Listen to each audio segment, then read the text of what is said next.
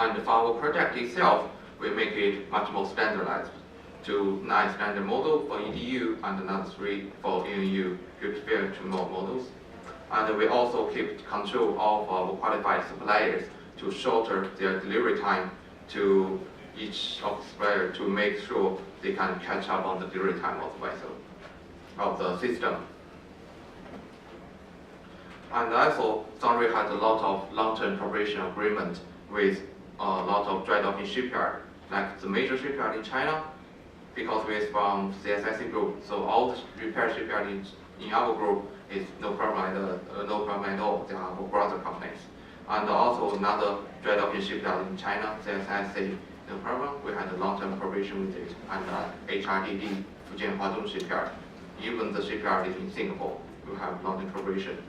It means they have learned our system. They know how to install the system that will save time when dry docking in those shipyards. And for others, we have more than 7 engineering companies in different areas to carry on our commissioning work. Of course, they have already been trained by us and authorized by us. We also have several engineering companies in Europe, Japan, and Singapore to be authorized service to supply with our commissioning of Sunrui system. And we also continuously to input to our after-service team. So our service until now, last year, we have done more than 80% on the training.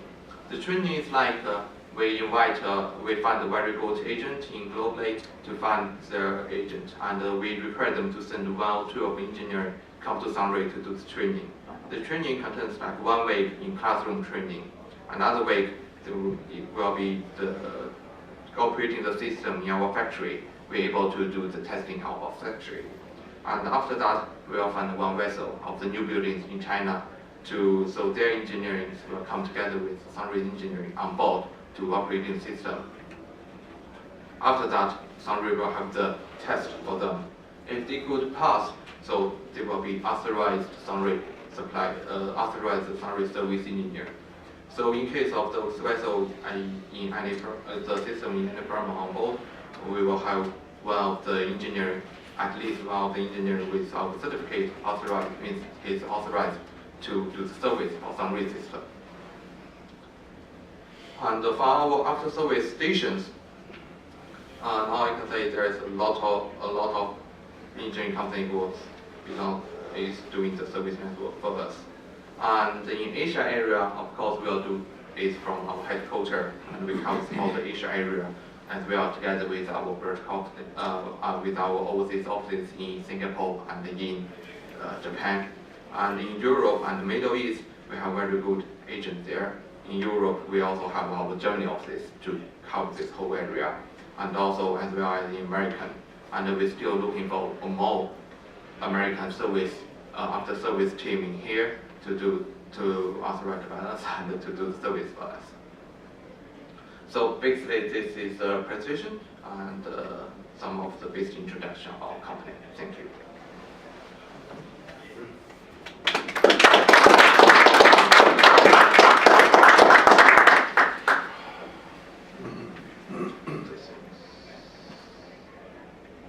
We can show you one of the reports if you like. I think I have it here.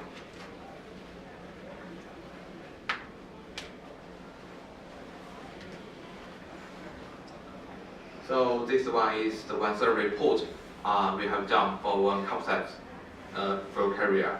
That is the very quick. So after 3 scan, the system is same as before. And this is scope of supply. You can see here we supplied with 2 of the filters equipped with 2 sets of BC3 solvent system. And this is scope of supply. Okay. So we will need to find the vessels all in details. The name, class facility, envelope number, fast pumps details, fuel gas, load gas, APT pumps and the capacities. And then we renew the flow diagram to fit our system in. This is for the freshwater solution by using after heat tank, the seawater storage, and the electronic gas unit will take in the seawater from here when the vessel is traveling to fresh water. And this is the diagram. Equipment arrangement is very, it's like how many of the filters will be put in and how many of the electronic access unit will be put in different area. So this is what it looks like in the vessel, and this blue one is our filter was input in the engine room. And also there's location of another pumps was located in the engine room. Here is the very basic arrangement. So this is our 3D modeling after we 3D scan and to fit the whole system in. This is in the engine room and these bulk carriers. And this is different view of it, and this is totally fit into the engine room. Different in your view.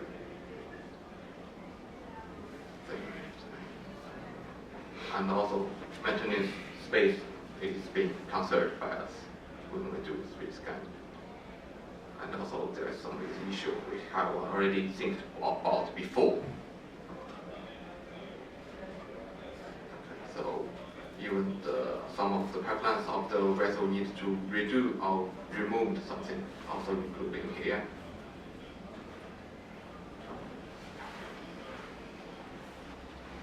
And how the installation locations will be also located from the background.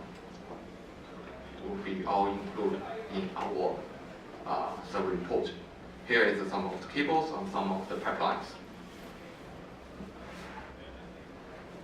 And this is some of the boxes will be needed to remove in case it will be against to the electronic access unit.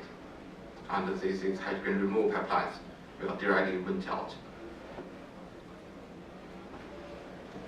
from here is the fresh water solution. And this is left plan is also including the survey report. And the lifting, for the lifting, some of the equipment has to be removed. And the power balance will be checked at the time.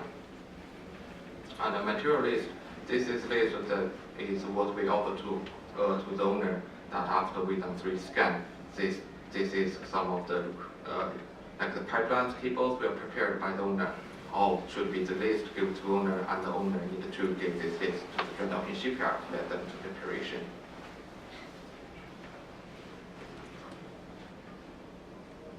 So this is very big vessel, so you can see there's quite a long list. And this is all the locations and all the flange of the system, of this one system, and some details. And this is project plan, how long it will take during the dry docking to repair. So basically, this is what we've done for the survey. Okay. Okay. So following with Q&A, if you guys had any questions. Hi, Glenn. Yeah. Hi. First of all, thank you very much for the presentation and for traveling all the way over here to see us. My name is Craig Gundry from Fastener Technical Projects. We execute turnkey equipment integrations on vessels. I know a fair amount of clients that I deal with both in repair and equipment retrofit projects. People we've done scrubber installations for are looking into your system, but are looking into your system and looking to perhaps do a ballast water management installation in service. Have you, to your knowledge, has there been a Sunrui install done in a vessel in service? And if so, how did it go? What was some of the primary challenges? Yes. Of course, we have a lot of vessels since we have done in 2011. After that, we have a lot of vessels in operation now. And we can say that, of course, there is some of the issue regarding to the system. For example, some of the pump failures, some of the valve failures, that will be major problem. But however, for the major companies, the electronic access unit, we haven't had any reports on the electronic access unit has failure, something like that. But some of the pumps, some of the, I think it happens all the time. It happens, yes. But was it installed while the vessel was in operation, or has all the installs been only during dry dock? On the flight. So while the vessel was operating? While the vessel is in service, loading, discharging, traveling between ports, was there any install done? Yes, we have done, before we have done a lot of course, for such of the job is done by the dry docking. It's a better way because it was easier to handle. However, we also have experiments that is if the vessel is sailing on the say we install the system. But we have such experiments by doing that, but we have to say that it's very difficult what to do. It's like at one port, we have done this for one Japanese owner, and the vessel gets in one port and all the system was was left on the vessel, and the engineering company to install the system. And the next port, our service is on board to do like 2 or 3 days service. It's not service like commissioning to make the system able to work. And then we have to leave because the vessel is late, we cannot travel with the vessel. And we wait to the next port, and the vessel goes to the next port, another 12 hours, something like that. We can say we're able to do that, but it's just very, very hard work to do so. Thank you.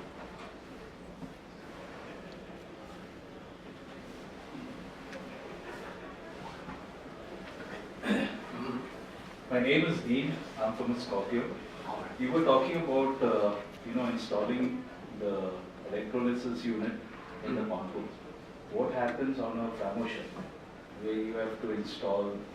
Where do you install it? On deck, in the engine room, or somewhere? No, our electronic unit we installed in the engine room. Okay. In the pump room, there is only filter. There's no pump room on a. No pump, the funnel type. Yeah. Yes, funnel type there's solutions for that. For example, I don't know if the pumps. Pumps are down the. Yeah, I know, pump is down there. The pressure head of the pump is high enough. If it's high enough, we could build one deck house, and they only put the filter in there.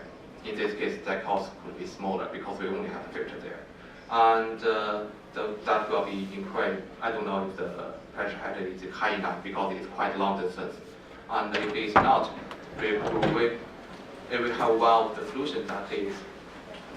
We use one of the tank to separate closer to the pump and to make this tank warm and to make a room in this tank to put only filter.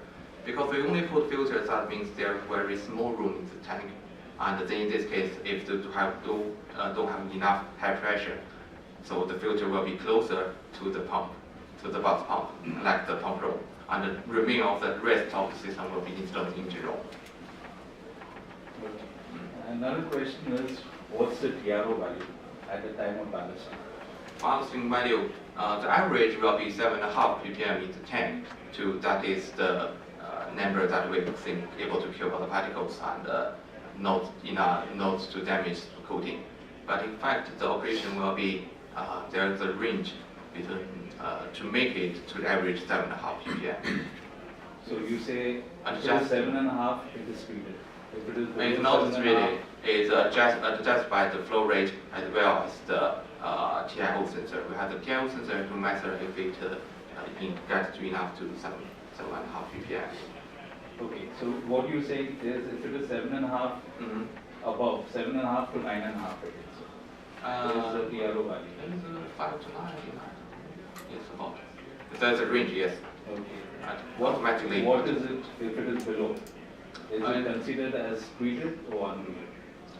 If it's below, we immediately increase the power and to make the hazard caloric increase. Because it's average in the tank, so it's not in. Okay.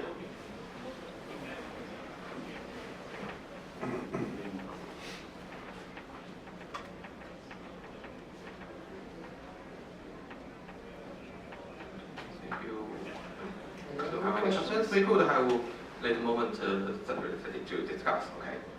All right. So that's it. So thank you for the time, gentlemen. Thank you. Thank you. Thank you.